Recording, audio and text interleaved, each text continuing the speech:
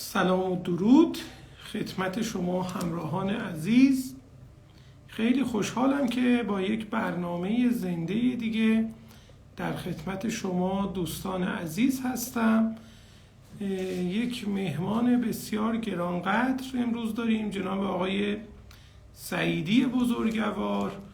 منتظر میمونیم که ایشون هم به ما ملحق بشن و بتونیم در مورد ارزش‌ها و یا به عبارتی در مورد معناهای زندگی با همدیگه گفتگو داشته باشیم و از دانش آقای سعیدی در این زمینه استفاده بکنیم. واقعیت اینه که من خودم شخصا امشب دوست دارم که کمتر صحبت بکنم و از صحبت‌های آقای سعیدی گرانقدر بیشتر استفاده کنیم، چون اطلاع دارم که خیلی عمیق وارد این حیطه شدن، مطالعه کردن، در این زمینه چندین ساله دارن کار میکنن و خوشحالیم که امشب میتونیم در خدمت آقای سعیدی بزرگوار باشیم.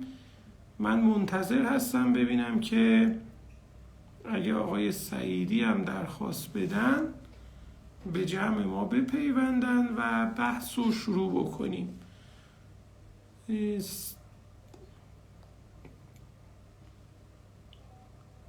من هنوز نمیبینم آقای سعیدی بزرگوار رو که به جمع ما پیوسته باشه.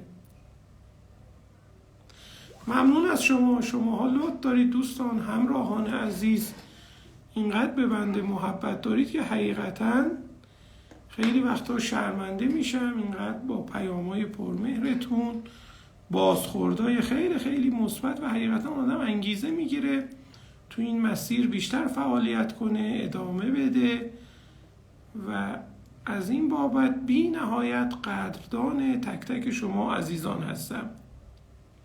سلام جناب آقای محمد رضا از کرج، ندیده بودمتون خیلی وقت بود، خوشحالم که میبینم شما هم هستید. من منتظر آقای سعیدی هستم.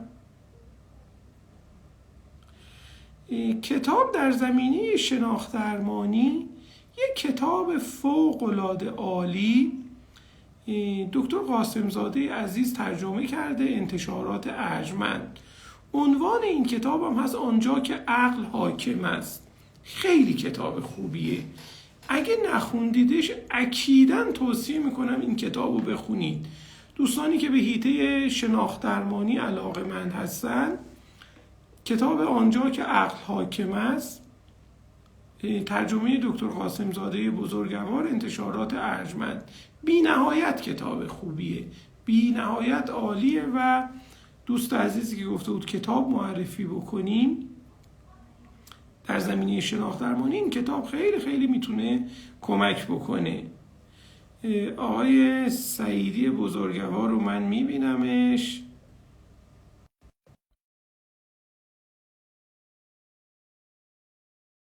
از شما منم خوشحالم که شما بزرگواران رو میبینم. من درخواست آقای سعیدی رو پذیرش کردم، امیدوارم نتم با ما یاری بکنه.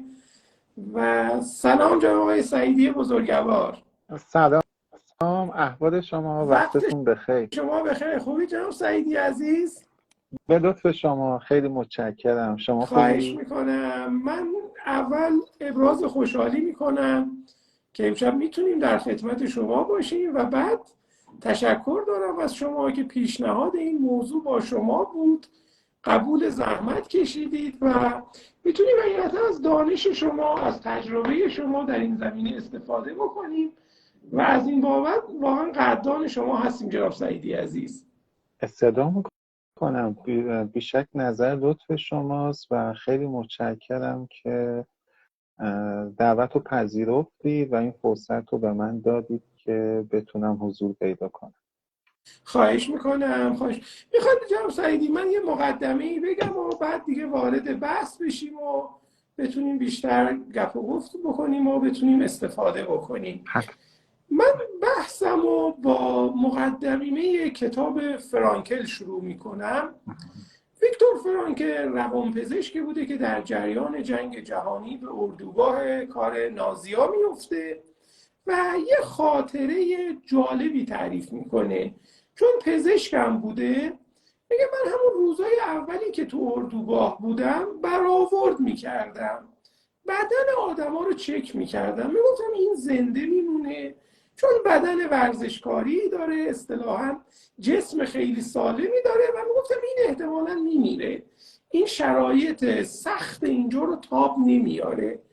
به واسطه علم پزشکیم حدس میزدم، پیش بینی میکردم، و میگه 2 هفته که از بودن من تو اون اردوگاه گذشت، دیدم پیش بینی های من خیلی وقتا غلط از آب در میاد. چه بسیار آدمای توانمند به لحاظ جسمی که دووم نیاوردن، تاپ نیاوردن، و چه بسیار آدمایی که خلاص ظاهرا جسم ضعیفتری داشتن و اون شرایط سخت اردوگاه دووم آوردن. و واسه فرانکل سوال پیش میاد که چرا؟ چه اتفاقی میفته؟ چی باعث میشه آدم اون شرایط رو تاب بیارن؟ و در واقع میرسه به همون معنا، اینکه آدمایی که یه دلیلی واسه بودنشون، واسه زنده موندنشون داشتن، اونا میتونستن شرایط رو تاب بیارن. و یا این جمله رو از نیچه هم ما زیاد شنیدیم: هر کی چرایی زندگی رو پیدا بکنه با هر چگونگی میتونه بسازه. میخوام یه طرح موضوعی بکنم، ذهنمون رو آماده بکنیم، و اینا بوده از قبل. و حالا ما امشب میخوایم در مورد ارزش ها با هم دیگه صحبت بکنیم. جناب سعیدی، ارزش ها چیه واقعا؟ آیا همون معنای زندگیه؟ آیا اون هدفه که میگن سعی کن تو زندگیت هدف داشته باشی، بی هدف نباش؟ من دلم میخواد تو قسمت اول ببینیم اصلا ارزش ها چیه؟ ما به چی میگیم ارزش ها؟ به یک تعریفی برسیم و بعد برسیم به حیطه های دیگه. اگه موافق باشید من دوست دارم اول در این مورد شما صحبت بکنید، نظراتتون رو بگید و ما هم سراپا گوش میکنیم. بسیار هم عالی. مقدمه خیلی خوبی بود، چون یه چیزی که فکر میکنم توی این مقدمه جای خوشبختی داشت اینه که ما جای فرانکل یا جای اون بیماران تو اون شرایط بسیار بسیار دشوار نیستیم. یعنی هر جوری که در نظر بگیریم شرایط ما الان بسیار بهینه تره، ولی مطابق فرمایش شما پرسش اینجاست چه عاملی باعث میشه در شرایط دشوار، شرایطی که مخصوصا باید انتخاب‌های سخت انجام بدیم، همچنان پایداری رو حفظ بکنیم و علی‌رغم اینکه شاید نتایج به زودی حاصل نشه، یعنی نتایج رفتارهامون رو نبینیم، ولی باز هم از عملکردمون احساس رضایت بکنیم. ما به نوعی مثلا به این عامل یا به این چیز، چون تا اونجا که میشه من میخوام یه خود از فنواژگان تخصصی فاصله بگیرم و صحبت‌ها شکل کاربردی به خودش بگیره. ما به این چیزی که به ما کمک میکنه تو شرایط دشوار بتونیم انتخاب بکنیم و پس از انتخاب هم رضایتمون رو حفظ بکنیم، احساس بکنیم که نشاط تو زندگیمونه. و جالبه اون عامل به زندگیمون معنا هم میتونه بده. پس ما یه عاملی داریم که یه چیزی هست که میتونه حتی و ما بهش میگیم ارزش ها. و ارزش ها شاید چیزی نباشه که، یعنی چیزهای عجیب غریبی نیست که ما باید تو هستی بگردیم پیدا کنیم، یا یه عاملی باشه که از پیش مشخص شده باشه و ما فقط باید بهش یعنی وقتی در مورد ارزش ها صحبت میکنیم در مورد چیزهای عجیب غریبی صحبت نمی کنیم. ارزش ها یعنی این که به چه شیوهی میخوای یه کاری رو انجام بدی، چی برات مهمه که حاضری پاش بایستی. مثلا ممکنه که شما به عنوان آقای کریمی که اینجا تشریف دارید و این گفتگو رو برگزار کردید، برای شما کاهش رنج آدما مهمه. به چه شیوهی انجامش میدید؟ مثلا یکیش میشه در قالب گفتگوهای آنلاینی که میذارید و به دیگران فرصت میدین از این دانش استفاده کنن. ارزش ها چیزی فراسوی اینها نیست. میتونه در قالب یه سری اهدافی باشه که پایان ناپذیره، مثل کمک به آدم ها، کمک به کاهش رنجشون. یه روز برای شما یک لایو، یه صبح تدریس تو دانشگاه و یک بعد از ظهرم کال تو کلینیک.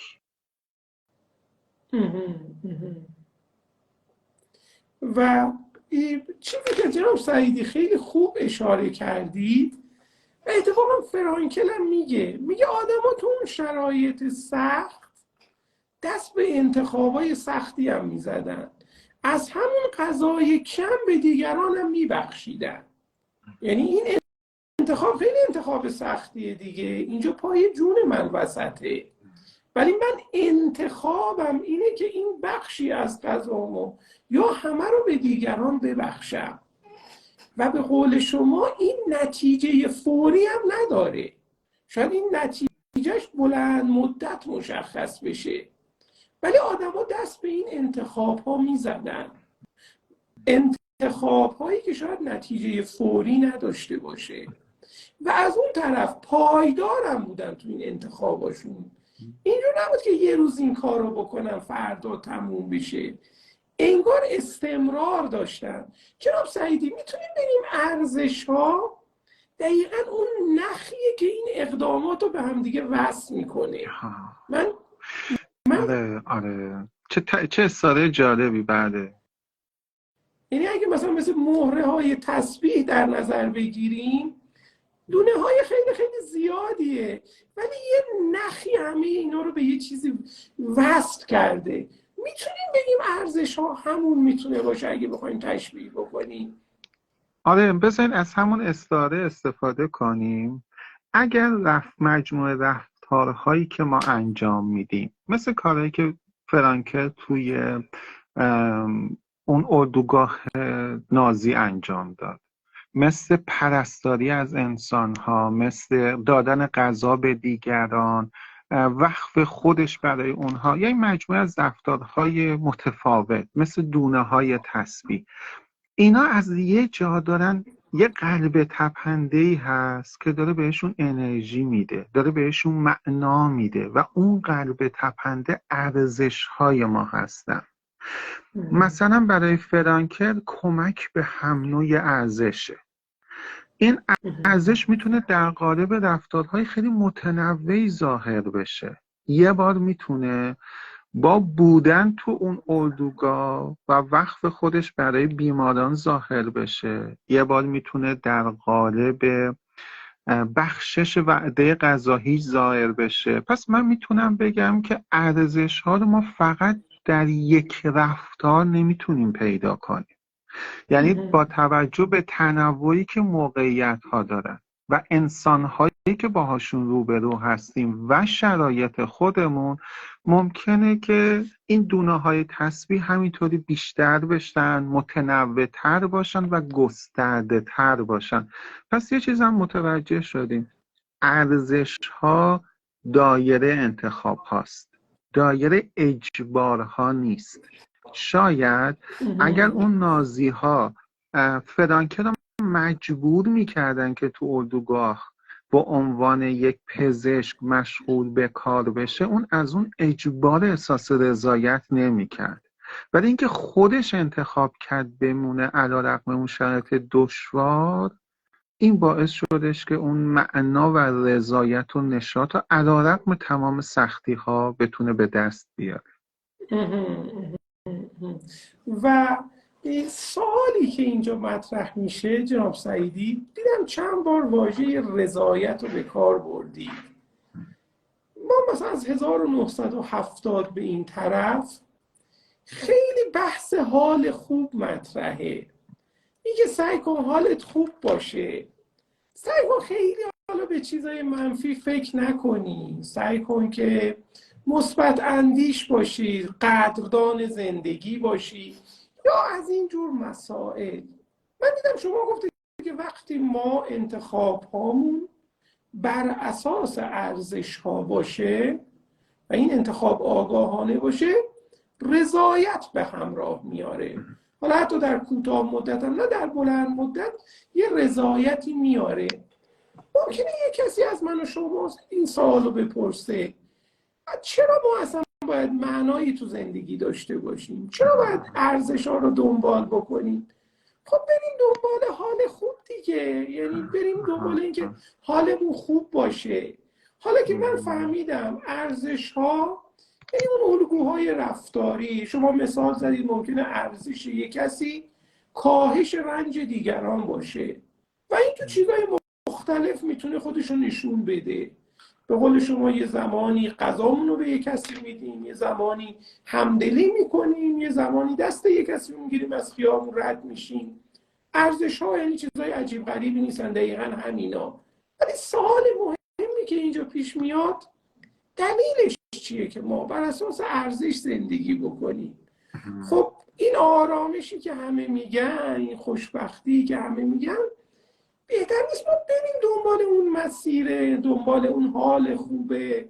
من دیدم الان مثلا تو این فضای مجازی یه تیکه کلامی هم که خیلی بابه اینه که انشالله حال دلت خوب باشه، انشالله کیفور باشی، یا اینجور اصطلاحاتی. و واقعا ممکنه واسه یه کسی سوال پیش بیاد که خب دلیلش چیه؟ یعنی چه سودی داره اصلا ما ارزش‌ها رو دنبال بکنیم؟ کارکردش چیه؟ به عبارتی بهتر نیست بریم دنبال حال خوب؟ جناب سعیدی ببین سوال خیلی خوبیه. ما یکی که اول متوجه شدیم ارزش ها حوزه انتخاب هاست، اجبارا نیست. اگه مثلا دوست داشته باشیم به یکی نیکی کنیم از اعماق قلبمون، مثلا رضایت میاده. ولی شما منو مجبور کنید برو به دیگران نیکی کن، نه، ممکنه من رضایت نداشته باشم، میرم انجام میدم. نکته بعدی که الان روش تاکید کردیم بحث رضایته. رضایت خیلی اهمیت داره، ولی 2 مسئله مهم وجود داره. ما رضایت رو به 2 بخش تقسیم میکنیم، کوتاه مدت و بلند مدت. مسئله اینه که ما دنبال یه منابع رضایتی میگردیم که هم پایدار باشه، هم در بلند مدت نظرتون رو جلب بکنه. مثلا وقتی از خودمون بپرسیم 5 سال دیگه، 10 سال دیگه به الانمون نگاه کنیم، آیا از عملکردمون راضی هستیم؟ ببین رضایت رو میتونیم تو پرخوری پیدا کنیم، رضایت رو میتونیم تو خرید پیدا کنیم، رضایت رو میتونیم از فرار یک قرار ملاقات پیدا کنیم که در ما اضطراب پدید میاره. مثلا رضایت رو میتونیم توی کشیدن مواد. ولی یه مشکل داری و مشکل اینه که این منابع رضایت خیلی پایدار نیست. 1 ساعت دیگه، 1 روز دیگه و یا 1 هفته دیگه ما نمیدونیم همچنان میتونیم حفظش بکنیم یا نه. ما به خرید بیشتر نیاز داریم یا برخی از مسائل زندگیمون رو ممکنه از دست بدیم. نمونش برای من برقراری رابطه با دیگران مهم، ولی وقتی میخوام که با یه نفر قرار بذارم خیلی دچار اضطراب میشم. من شاید آرامشمو توی فرار از قرار با شما پیدا کنم. بله، این تو کوتاه مدت باعث میشه اون اضطراب از بین بره و من آرامش رو به دست بیارم. ولی یه مسئله هست، اگه برای من رابطه مهمه با دیگران، من چقدر رابطه ها از دست میدم و این رابطه ها اگر قرار باشه به گسترش حوزه شغلی من بیانجامه، باعث بشه که اون روابطی که من همیشه دوست دارم و نتونم به دست بیارم، آیا بازم فرار از این ملاقات رضایت بلند مدت به دست میاره؟ پس بذارید اینجا با خودمون یه فکری بکنیم. وقتی که داریم فرار میکنیم، وقتی که صرفاً به دنبال رضایت‌های کوچکی، به دنبال رضایت‌های مقطعی، هیچ کس با رضایت مخالف نیست، هیچ کس با حال خوب موافق نیست. ولی بذارید ببینیم این حال خوب کوتاه رو داریم با چه قیمتی به دست میاریم. اینکه روزهای آینده، برنامه‌ریزی‌های آینده‌مون رو داریم از دست میدیم یا نه. و من فکر میکنم که تمرکز و پیامدهای بلند مدت به مراتب میتونه نتایج بهتری واسه ما بیاره، نتایج ماندگارتره. میدونید، بزن یه مثال خیلی ساده بزنم. ما مثلا یک کاری که برامون مهمه، میتونن دوستانم که اینجا هستن تصور بکنن، یک کاری که براشون مهمه ولی انجام اون ممکنه براشون میزانی ناخشنودی بیاره. مثلا پدر خوب بودن، مادر صبور بودن، همسر همراه بودن براشون مهمه ولی زود عصبانی میشه. شاید اون لحظه خودشو خالی بکنه یا داد بزنه، بگه خب دلم خنک شد، راضی شدم. آره، منم نمیگم حال دلتون خوب نمیشه، منم نمیگم اون لحظه رضایت براتون به دست نمیاد، ولی بذار ببینیم نتیجهشو چقدر میتونین حفظ بکنید. نیم ساعت، 1 ساعت، 1 هفته، و اصلا چقدر کمک میکنه که اون آدمی که دوست داری باشی. پس ما اصلا با اون گفته های انگیزشی مخالف نیستیم. شما میتونید یه مبنا برای خودتون در نظر بگیرید، ببینید دستاورداتون کوتاه مدت یا بلند مدت. شما دنبال این هستین که نتیجه فقط امروز و 1 ساعت دیگه داشته باشین، یا وقتی که در آینده برمیگردید به گذشته از عملکرد خودتون راضی هستید یا نه؟ و دقیقا جناب سعیدی خیلی نکته درستی رو اشاره کردید. اگه از آدما بپرسم تو زندگی دنبال چی هستی؟ ته زندگی دست آخر دنبال چی میگردی تو زندگی؟ به نظر میرسه به واژه رضایت یا خوشبختی یا اینجور چیزی ما دست پیدا کنیم. انگار آدما میگن ما دنبال رضایت هستیم دیگه، و ارزشون میگه من اصلا با رضایت مخالف نیستم. اتفاقا من با حال خوب مخالف نیستم. اتفاقا من اتفاقا دارم میگم که جوری انتخاب بکن واسه رفتار کردن که به یه رضایت پایدار و بلند مدتی دست پیدا بکنی، نه یه رضایت لحظه‌ای، نه یه رضایت 1 روزه. پس تو این زمینه ارزش‌ها هیچ مخالفتی نداره. به قول معروف با روانشناسی گیشه که میگه حالت خوب باشه، حال دلت خوب باشه، ارزش‌ها میگه من هیچ مخالفتی ندارم. اتفاقا خیلی خوب از زندگیت راضی باشی، خیلی خوب رضایت داشته باشی، ولی چه رضایتی؟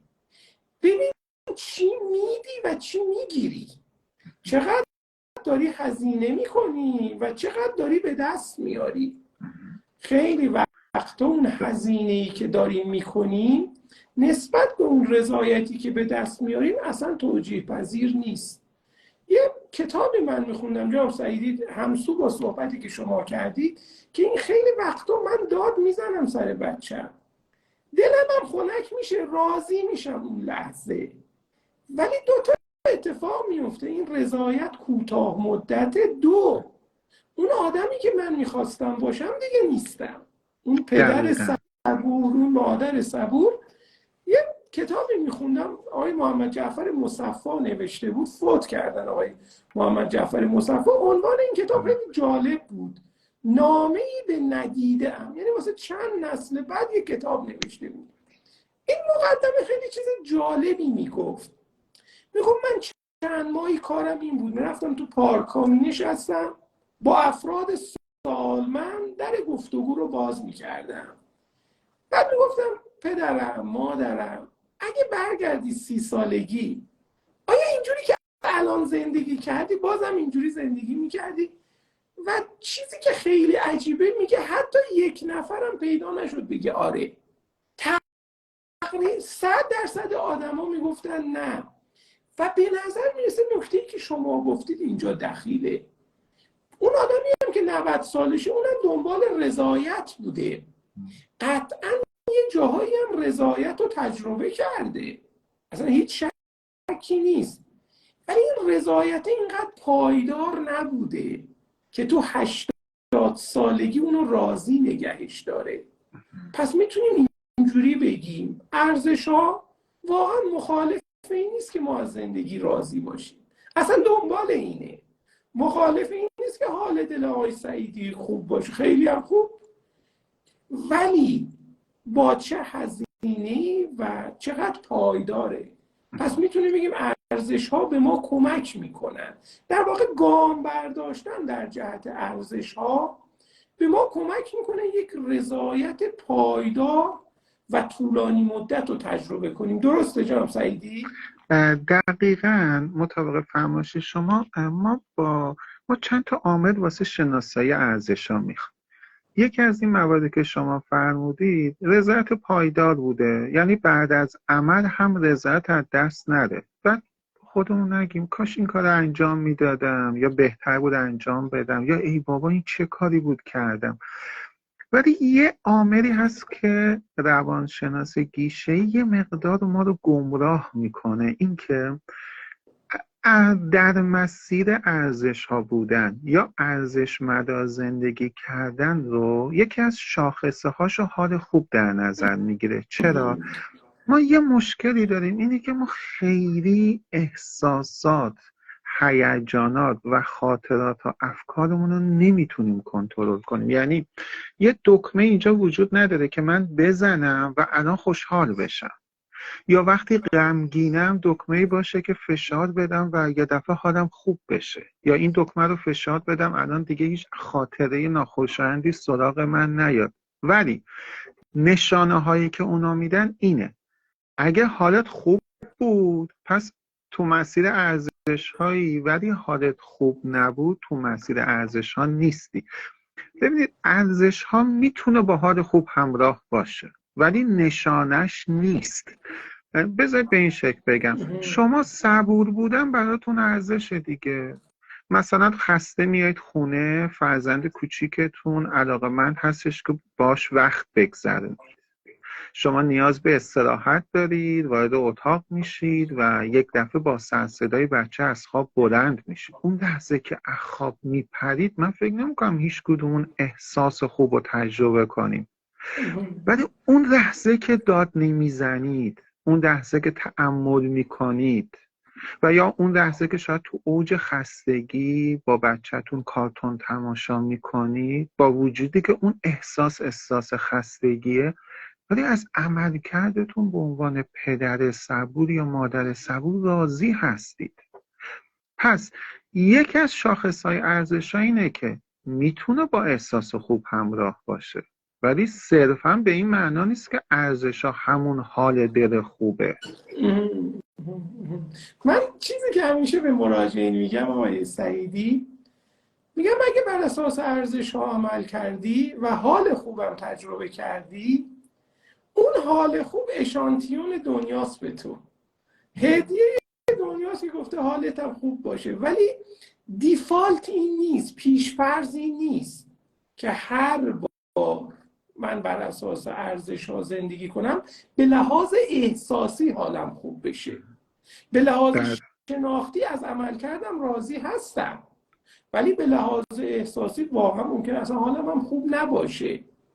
و دقیقا همینه، اگه ما بر اساس ارزش ها زندگی بکنیم ما به لحاظ شناختی از عملکردمون رضایت داریم، حتی اگه حال احساسیمون هم خیلی خوب نباشه، حتی اگه اضطراب هم تجربه بکنیم، میتونیم اینجوری هم بگیم. بله، ببین ارزش ها بازم میخوام ازش به عنوان یه چیز نام ببرم، چون مثلا به زبان فنی میگم منابع تقویت مثبت پایدار که رضایت میتونن فراهم بیارن، ولی من میخوام الان بهش بگم یه چیز. وقتی ما تو مسیر ارزش ها حرکت میکنیم، وقتی با ارزش هامون ارتباط داریم، ارزش ها یه توانایی هم دارن. یعنی وقتی به یه سری کارها وصل میشن که اون کارها سخت، ناخوشاینده، شما باز هم میتونی احساس رضایت کنی. یعنی به زبان فنی میگن دگرگونی کارکردهای محرک. حالا من نمیخوام اصلا روش تمرکز کنم. یعنی چی؟ یعنی این که مثلا شما میخواید همسر صبور بودن رو امتحان کنید، میخواید صبور باشید. وقتی که تو خونه مثلا متوجه میشید که همسرتون از مهمونی برگشتید، مهمونی بهت خوش گذشته، ولی وقتی برگشتین همسرتون تو راه داره از عملکرد خانواده‌تون ابراز نارضایتی میکنه. فکر نمی کنم کسی اینجا باشه که از شنیدن این صحبت ها خوشحال بشه. ولی وقتی که اونجا با توجه به صحبت‌های همسرتون گوش میدید و گوش دادن شما به این شکل هستش که بهش نشون میدید که برای احساساتش ارزش قائلید، علیرغم اینکه اون بیان اون صحبت ها میتونه ناخوشایند باشه، ولی چون تو مسیر همسر متعهد، همسر متعهد، همسر حامی قرار میگیریم، از عملکرد اون احساس رضایت میکنیم، میگیم خوبه، میتونستم داد بزنم تمومش کن، منم میتونستم جوابش رو بدم، ولی این اون آدمی نبود که از خودم انتظار داشتم. پس درست مسیر ارزش ها همواره مسیر راحتی نیست، هم ممکنه ما با موانع روبرو بشیم، ولی این ارزش ها یه قابلیتی دارن، این یه سری رفتارهایی که آزارند و ناخوشنده میتونه تغییرش هم بده. مثلا شما واسه شغلتون تو این هوای گرم دنبال مراکزی میکردید، دنبال کار میگردید، خیلی جاها جوابتون میکنن، خیلی جاها با شما برخورد مناسبی نشون نمیدن، خیلی جاها میبینید شخص رو به لحاظ رانت و پارتی بازی جذب کردن، با پشت کار ادامه میدید، یه هفته، یه ماه، یه سال شغلتون رو پیدا میکنید. 10 سال دیگه که برمیگردید به گذشته، آدم با خودش میگه بابا دمت گرم، تو اون سختی، تو اون شرایط، تو اونجا که میتونستی ناامید بشی و وایسی، ولی همچنان ادامه داری. اون قلب تپنده که هدایتت میکرد ارزش ها بود به سمت جلو. دقیقا. و یه رضایت پایدار. کلی ویلسون مادرش که میمیره یه نامه‌ای مینویسه، یعنی گزارش میکنه که چه اتفاقاتی افتاد. یه تیکه خیلی جالبه، میگه تو اون لحظه های آخری که دیگه مادرم داشت فوت میکرد، دست من و دست همسرم رو گرفت و گفت متشکرم، هم از شما هم از دنیا. یعنی اونقدر من خوب زندگی کردم، خوب به معنای زندگی در جهت ارزش ها، که میتونم حتی لحظه مرگم هم سپاسگزار این زندگی باشم. ارزش ها میتونه چنین رضایتی و واسه ما به همراه بیاره. و جناب سعید بفرمایید. ببخشید، ببین دقیقا درست میفرمایید. الان دوستانی که اینجا هستن شاید با خودشون بگن که مثلا سعیدی یه حرفای لوس کلیشه‌ای ارزش‌ها، بابا تو اگه پول نداشته باشی، اگر معوقه بانکی داشته باشی، اگه تو این شرایط سختی که صبح بلند میشی میبینی قیمت‌ها اینقدر تغییر کرده، آیا باز هم میتونی حرف از ارزش بزنی؟ و حتی ممکنه ازشون بپرسیم که چی برات ارزشه و بگه پول. من تصور نمی‌کنم کسی باشه که بگه پول بی ارزشه یا پول مهم نیست. بله، پول میتونه بخش اعظمی از موانع رو از راه برداره ولی تنها عامل نیست. ولی بذارید دوستان این سال از خودمون بپرسیم، اینم میتونه به ما یه سرنخایی بده که ارزشامون چیه. ببین پول یک وسیله، یه واسطه هست. من مثلا بخشی از بدهی هامو میدادم و بذارید این همینطوری ما دونای تصویر داریم حرکت میکنیم تا به ارزش ها برسیم و اونجا این سوال رو میپرسیم چه چیزی توی این کار بود که برات مهم بود؟ چه ویژگی هایی بودش که باعث میشد تو این پول رو بری باش خونه بخری؟ مراقبت از خانواده‌ات، پس حمایت از خانواده یه ارزشه. مسافرت، خود مراقبتی میتونه یه ارزش باشه. پس ببین دوستان، ما وقتی در مورد ارزش ها صحبت میکنیم به این اصلا این منظور رو، یعنی من نمیخوام یه سری صحبت های کلیشه‌ای بکنم که فقر خوبه و شما با همین چیزا میتونید خوشبخت باشید. وقتی الان شما در مورد ارزش رو میپرسم، شاید بخش اعظم ما این به ذهنمون برسه که من اگه پول داشتم خوشبخت بودم. ولی بذارید ما از اینم میتونیم متوجه بشیم که چه ویژگی هایی تو این پول بود واسه ما مهمه. اون ویژگی ها میتونه ارزش همون باشه. ممکن شما بگید مثلا این پولا رو میگرفتم میدادم به اون کسایی که نیازمندن. ما یه چیزایی هم متوجه شدیم، حمایت از دیگران برات مهمه، شفقت با دیگران برات مهمه. خب الان اون پوله نیست، الان پول زیاده نیست، ولی تا زمانی که این پول به دست بیاد دیگه چه کارهایی میتونی انجام بدی که همون شکل بتونه شفقت با دیگران رو برات تداعی کنه. مثلا شما ممکنه بگید که همین که تو خیابون میرم به نگهبان محلمون، به پارکبان لبخند میزنم. من میتونم به این شکل شفقت رو برسونم. اینکه اگر احساس میکنم یکی نیازمنده مثلا حتی توی روش‌های کوچکی کمک بکنم. پس چند تا عامل وجود داره. پس اگه ما اینجا خیلی یعنی صحبت از ارزش ها میکنیم و شما تصور میکنید الان پول براتون مهمه، ویژگی هایی که تو اون خرج کردن پول هست که به چی داره شما رو میرسونه، اون هم روش هایی میتونه باشه که شما ارزش هاتون رو شناسایی کنید. و یه چیزی که تو صحبت‌های شما بود، خیلی وقتا ما آدما اسیر اهدافیم، یعنی واقعا گرفتار اهداف میشیم. به من کریمی میگن که هدف چیه؟ میگم هدفم اینه که من 100 میلیون به دست بیارم، یه خیریه بزنم، به دیگران کمک بکنم. هدف من اینه.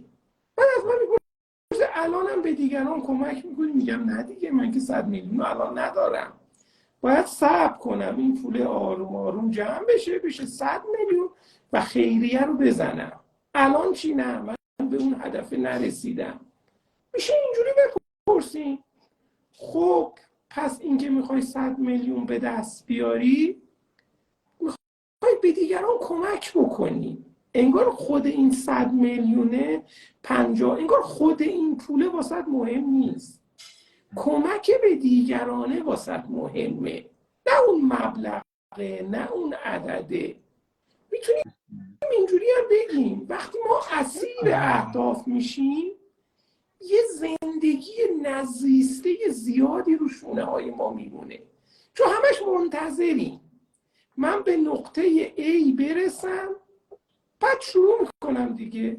واقعا ممکنه به نقطه A نرسم، یا ممکنه به نقطه A برسم بعد بگم نه این انگار اون نقطه درسته نیست، به نقطه B برسم.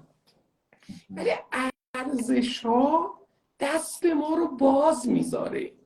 من کمک به دیگران واقعا واسه مهمه و الان هم شرایط اقتصادی افتضاح برفرض واسه من، ولی ارزش ها دست منو باز میکنه. میتونم که یه دونه لایو بذارم، میتونم که یه استوری مناسب بذارم، این که از دستم برمیاد. و وقتی میگیم رضایت پایدار یعنی همین ارزش ها فرقشون. دقیقاً مطابق فرمایش شما به یه نکته خیلی مهمی اشاره کردید، اینه که بذارید ارزش ها رو از اهداف تفکیکش کنید. شما میفرمایید که اهداف پایان پذیره، مثلا زدن یه مرکز خیریه، خب حالا زدیم و تموم شد. پیدا کردن یه شغل، خب شغل رو پیدا کردی تموم شد. مثلا گرفتن مدرک تحصیلی، خب الان PhD تو هم گرفتی تموم شد. پس عملا اهداف بازم منابع قابل اعتماد رضایت پایدار نیست، چون تموم میشه.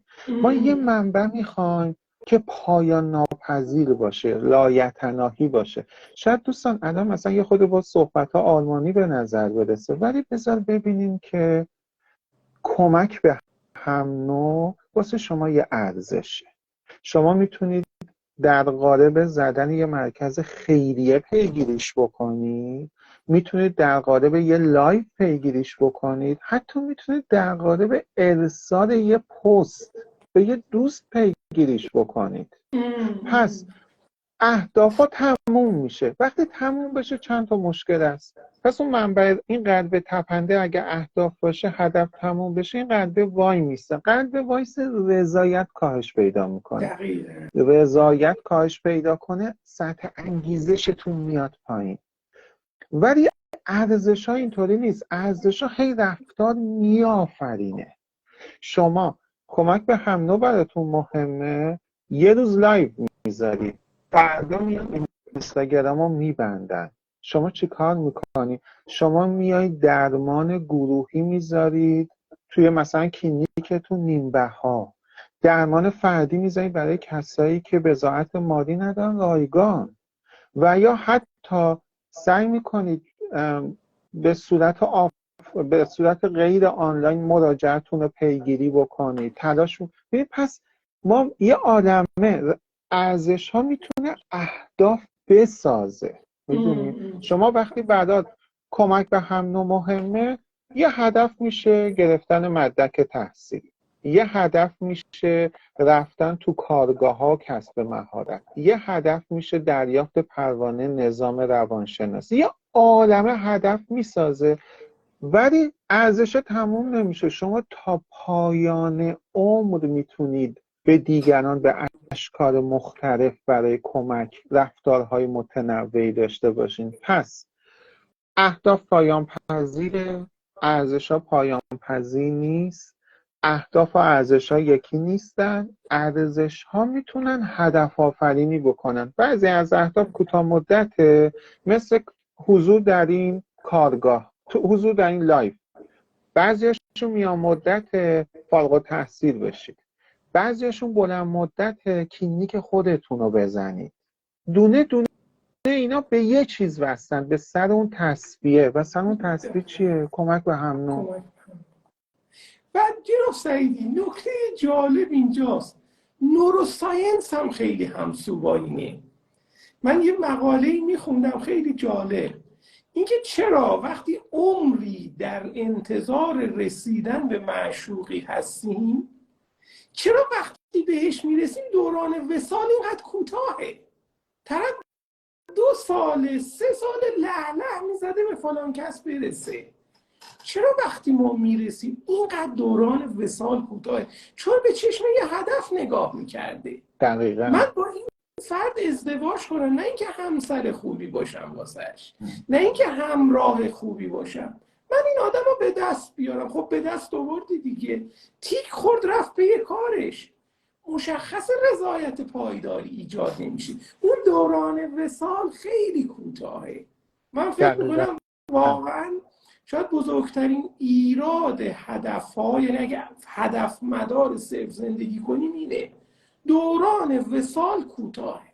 دوستان یعنی مطابق آره ما به هر هدفی برسیم اون دوران وصال کوتاهه. فرقی هم نمی‌کنه اون هدف چی باشه، خرید خونه باشه، پی اچ دی باشه، دوران وصال کوتاهه تو اهداف. دوستان یعنی مطابق فرمایش شما 1 ماه دیگه، 6 ماه دیگه، 6 سال دیگه شما ازدواج میکنید و این ازدواج به نتیجه میرسه، ولی عشق ورزیدن به پایان نمیرسه.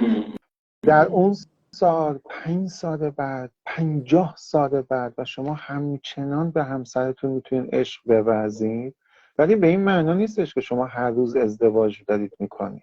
ازدواج تمام شد و عشق ورزیدن، حمایت از همسر، شفقت با اون، همدلی در لحظه جاریه. و دیگه دوران وصال اینجوری کوتاه نیست.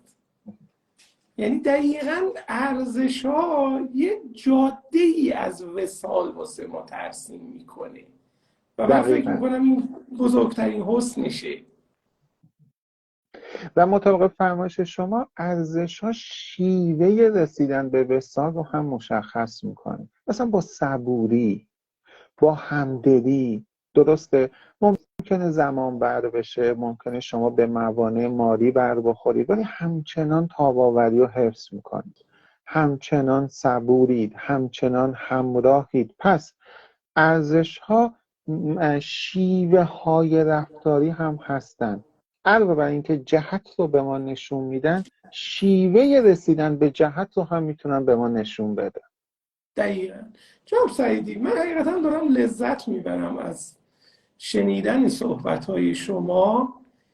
فقط چیزی که مخاطبین گفتن به خاطر نت، اگه لایف طولانی نباشه که ما بعداً بتونیم کامل ببینیم، من اینجا از شما یه خواهش دارم. آیا میتونیم ما یه جلسه دیگه هم در خدمت شما باشیم؟ یعنی این بحث رو اینجا نبندیمش، حیفه، و ما یه جلسه دیگه هم در خدمت شما باشیم. مایه سعادت بنده است. بله حتما. خیلی عالی. پس اگه موافق باشید این بحث رو اینجا نبندیم، و به خاطر اینکه این صحبت دوستان که خواهش کرده بودن لایف خیلی طولانی نباشه به خاطر شرایط نت، که بتونن کامل ببینند و لایو هم ذخیره میکنیم، ادامه این صحبت رو باز تو لایو بعدی داشته باشیم. حتما حتما. خیلی هم متشکرم. از فواید فضای مجازی پیدا کردن دوستان خوبی مثل شماست. من آقای سعیدی از نزدیک تا الان ندیدم حقیقتا، فقط به لطف این فضای مجازی با ایشون آشنا شدم و باعث سعادت بنده است. صدا میکنم مایه سعادت بنده است. محبت. خواهش میکنم. پس ما قول یه لایو دیگر رو به شما دادیم همراهان. ادامه همین موضوع لایو و اینجا به اتمام میرسونیم که دوستانی که میخوان تا انتها ببینن و تو لایو بعدی در مورد این صحبت کنیم که خب چجوری بهتر ارزشامون رو بتونیم شناسایی بکنیم. خیلی هم میگن ما نمیدونیم مثلا معنای زندگیمون چیه، ارزشامون چیه. این یه بخشی از چالش هاست. یه بخشی یه عده میگن من میدونم چی میخوام ولی هیچ کاری نمیکنم. یعنی اگه به من بگید میگم ارزشم اینه ولی کاری نمیکنم. در موردش اینم یکی از چالش هاست که تو لایو بعدی اگه موافق باشید در موردش صحبت می‌کنیم. حتما. ممنون از شما جناب سعیدی بزرگوار. محبت فرمودید. از شما و خواهش دوستان می‌کنم. گرامی. ممنون از همراهان عزیز که تا انتها با ما بودید. لایو ما ذخیره میکنیم. ادامه این مبحث رو انشاءالله هفته آینده پی میگیریم. زمانش رو حتما از قبل اعلام میکنیم. محبت. ممنون شما. شب همگی بخیر باشه. تا برنامه آینده، بدرود. خدا نگهدار. خدا نگهدار.